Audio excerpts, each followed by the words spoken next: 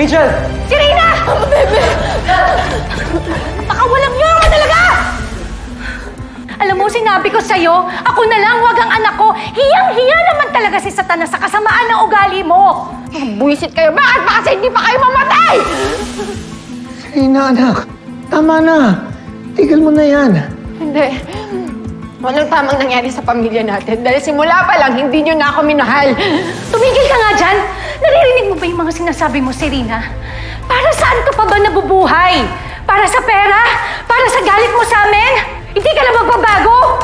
Ang ganun. Amin na! Angel! Angel na uunahin ko. Mag-isip ka. Pag-isip-isipan mo na mga ginagawa mo. Tama na, manahimik ka. Ang kailangan mo ay isang pagmamahal ng pamilya. Ang pamilya natin. Bigyan mo sana ako ng pagkakataon na itama ang Serena! mali ko. Halika na! Tumakas na tayo! Pag sumama ka sa kanya, tanang buhay mo, magtatago ka. Anong gusto mo? Makulong ako? Sasamahan kita kung gusto mo.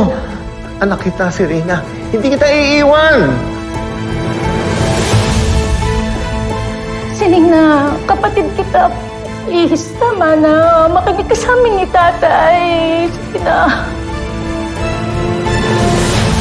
Serena! Ano ba? Anong ginagawa mo? Halika na! Angel, halika na.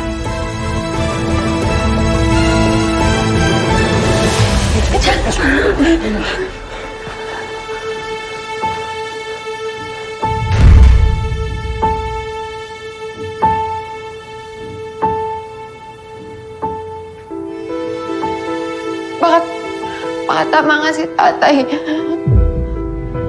Halika na. Sumuko na tayo. Hindi. Ha? Hindi pwede! Ano, iiwan mo ako mag-isa sa gusot na to? Ha? Pagkatapos ng ginawa ko lahat para sa'yo? Ito yung gaganti mo sa akin, Serena? Mabuti pa, barilin na lang din kita! Taylor! Huwag! Iron! Serena! Sumuko na kayo!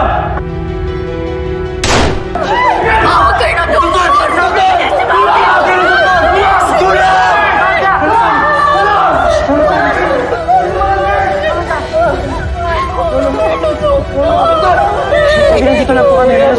Lumabas po kayo.